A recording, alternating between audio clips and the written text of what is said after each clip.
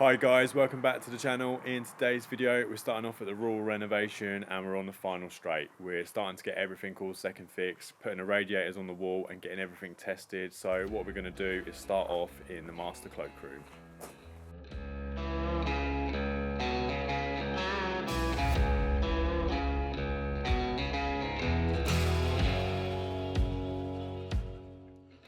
Okay, so for those of you that follow the channel, you would have seen previously that I have mounted these taps in the wall here.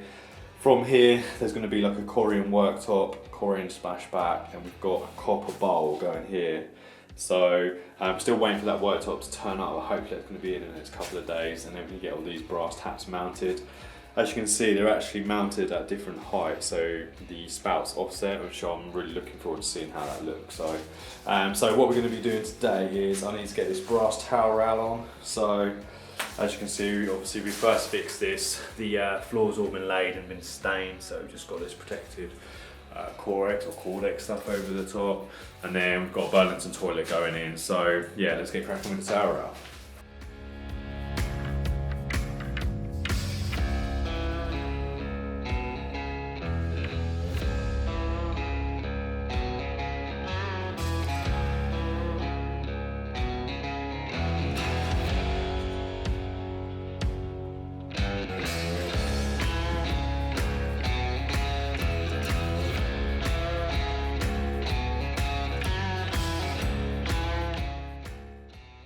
Okay, so the first thing I need to do is get these towels in, and to make it a better seal and so the Loctite or the PTFE actually goes inside the radiator, I need to actually rough up the thread on the side here. So what I do is I just drag a hacksaw blade across it, cut some grooves into the side, and that will help grip the Loctite while I'm winding it into the towel rail.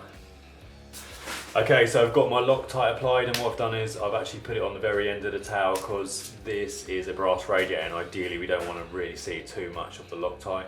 Now you could use glue, which would be a neater finish, but I don't know if you can see but how tight they've kind of cut these holes here.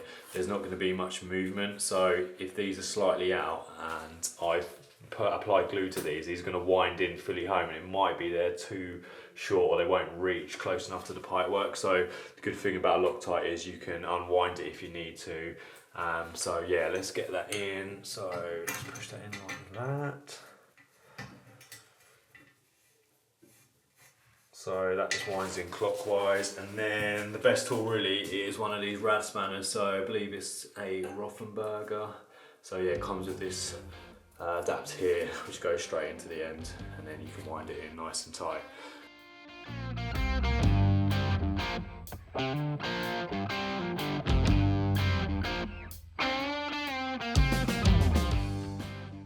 Okay, so I've wound that in pretty much to the end at the moment. So like I said, if I find that once the rad valves are on, they don't quite reach the pipework, then I can always unwind them. But at the moment, I want them as fully home as possible. You can see here, it's quite easily visible because this is brass. The Loctite, or if you're using PTFE, it would be exposed here. So what I'll do is, once I'm happy with it and the rad's installed, I can just run a knife down here just to clear that off. Again, you could use glue if you're 100% happy with how your pipe centers are once those pipes are fully home. But the problem with glue, again, is you can't just wind it in slightly. They've got to still be tight, so you'd have to wind it in fully home. You'd have no movement on the towels at all. So anyway, what I'll do is I'll do the other side, get the valves on, and we'll see where the pipe centers end up.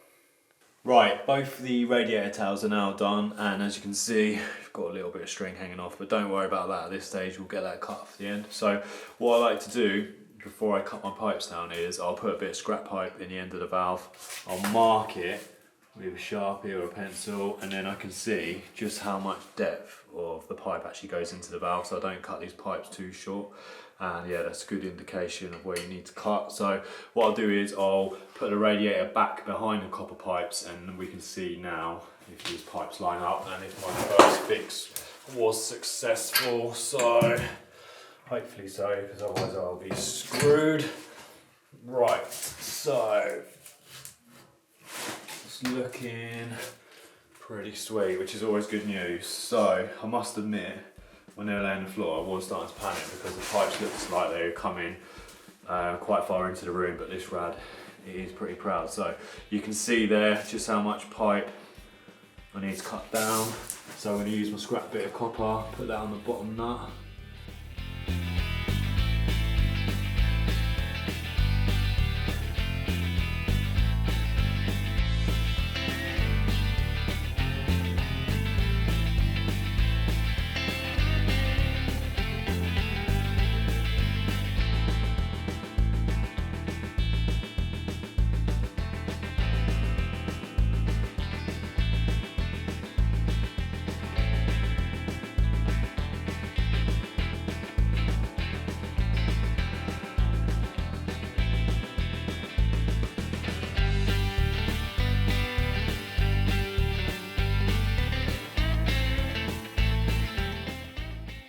Okay, so as you can see they've lined up pretty straight, so pretty happy with that. It's always a bit nerve-wracking when you come to the second fix any bathroom, you're hoping that your pipe's going to be straight. So as long as you put the work in on first fix, the second fix should be nice and simple. So what I need to do now is open this packet here, hopefully there's some brass screws. So the floor is just timber, so we should be able to screw straight into that. But I need to mark the holes here, get these drilled, and get it all screwed in. So this wall here is actually going to be wallpapered, so although I am fixing it now, it will be removed. So the reason we're doing it now is I don't want to start drilling whilst there's wallpaper on the wall. So if we can get all the plugs and that in now, it'll make it a lot easier once it's all wallpapered and decorated.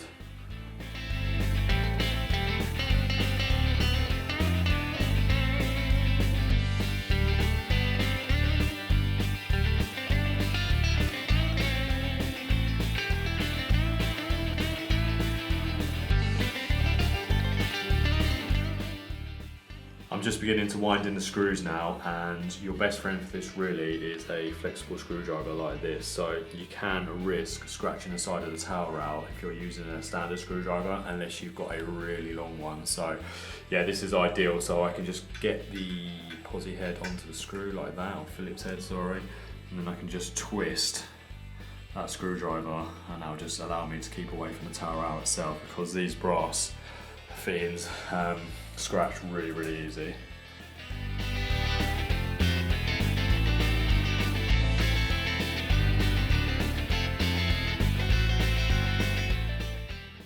Okay, so that's all secure at the top, and now I need to do the bottom. So the bottom's different. I can't use an 8mm bit and a wall plug to secure it. So you can see how long these brass screws here, they're incredibly long, and they're not really designed to just be drilled straight into timber. So what you either need to do is pilot hole all three of these, or you can grab a standard wood screw and almost pre-drill it with a standard screw, which is what we're going to do, and then reinsert these afterwards. So you need to be mindful and careful that you're not drilling through your own pipes, because quite often you would have plumbed it into the left or the right here, which I believe might be the situation on these. So if that is the case, what I'll actually do is I'll cut these screws down at the end, and then put them in so they're slightly shorter and they're not going to hit the pipes. Okay, so I've pilot holed the fixings and I've put a standard wood screw down, and still the brass screw, the top of it, is all chewed up. So that's how pants they normally are, these screws that are provided. So it's not really an issue when it's a chrome one, because I can just change the screws out for stainless steel, but I need to use the brass screws. So I'll wind this one out, and yeah, hope for the best on the next one, but I'm going to have to order another screw for that. Hopefully we won't have the same with all of them. Okay, so I've managed to get 2 screws in on each, and I have buggered 2 screws, so I'm going to have to buy some more to replicate that, but I've got the 2 in. So yeah, pretty much done with that now. Obviously we just got to fill it up. What I will do as well is obviously buy the brass like shroud and sleeve kit just to finish that up, neaten it all up. So onto the toilet, Bailey's just quickly chuck all the gubbins in for me, and then yeah, as you can see, literally just going to drop that down straight into a flexi and then pipe this up from here. So originally there was going to be a box in here, that's why we put this pipe through the floor. So that still might happen because the flexi is going to look a little bit rough, but basically just run that pipe up from there to there, and then we'll be done in here for now. Okay, so we quickly just installed the toilet on the right hand side here. So what we've done is we've used a flexi pan connector to go into the old soil stack. It is a bit of a funny size, that stack, but it did work out okay. this pipework here is pretty much lined up dead straight, so Bailey got that pretty much perfect. So what's actually going to be here is some boxing, sort of low level, so that'll finish that off, make it look nice and neat. The fixings through the pan are quite straightforward, just straight through the side there with the chrome caps. I really like this toilet seat actually with the brass finishing here. The only thing is, I need to change this for a black handled lever. But yeah, getting there with this one, just waiting for the coring to turn up, then we get the taps on and the copper bowl in. So yeah, we will move on to the next job.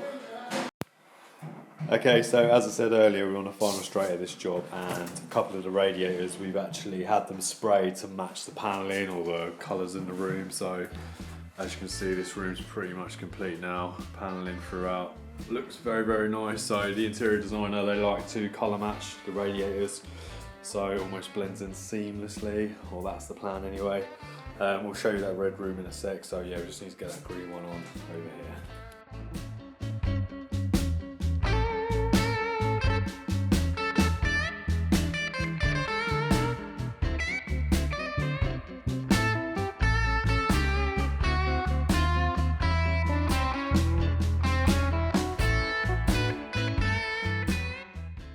Okay, so we moved to a job down in East Sussex now. We've been here before. I'll post a photo up here of some of the work we've done here. You would have seen it in a previous video.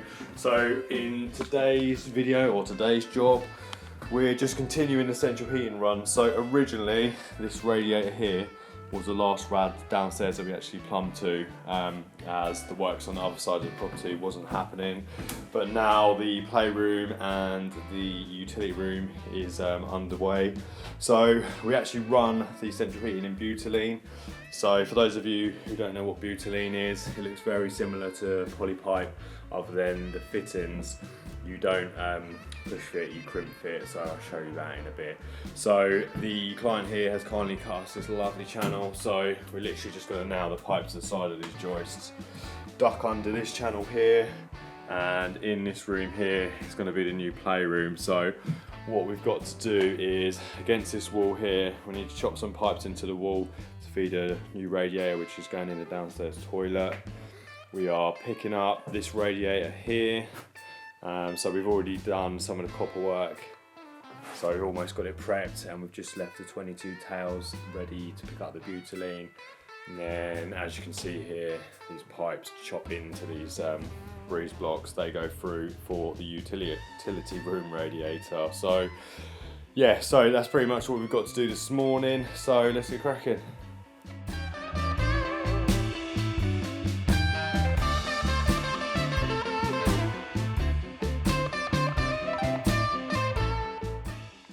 Okay, so we've just exposed the rest of the flooring along in this hallway, and you can see here where we left spigots or tails to start running this new pipework. So that T there, that just branches off for this radiator, and then I just left the cap there, a bit of pipe just so we can join on, and Bailey's just starting to run the main flow and return over to that side of the property along there. So what I've got to do is just get it all drained down, and then I can cut into that and get our fittings on.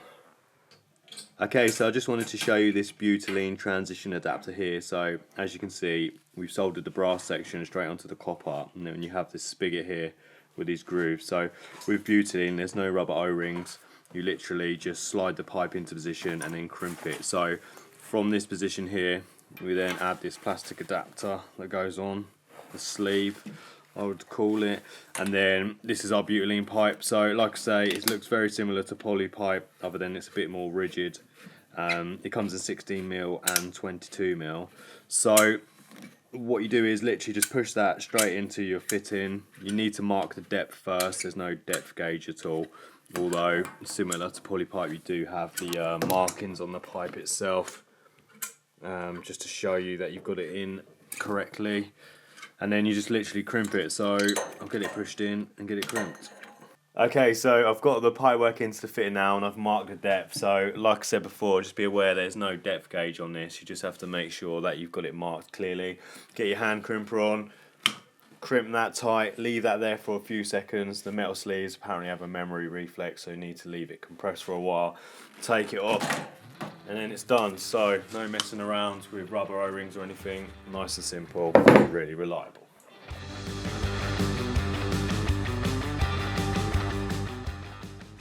Okay, so we're going to get it all filled up now. So this is the boiler room that's in the garage that we had done previously. Looking a bit tired now, a bit of dust everywhere because they're using it as a workshop. Not sure what these fancy road signs are for, it must be for their kid, but anyway. So what I need to do is just get this hose shut off, fill and loop up there, get it all filled up and tested. Okay, so we've got this all piped up through here now. As you can see, we've got the butylene running through, connecting onto the copper that we did the other day. What we've done is disconnected the radiator valves, as this radiator needs to come off so it can be plastered behind. The radiator is a little bit mucky, it's just a site radiator that we've taken, but it's absolutely fine, it's going to be painted. So yeah, we can move away from this job now, the client can crack on with the rest of the building work, and we can move on to the next job.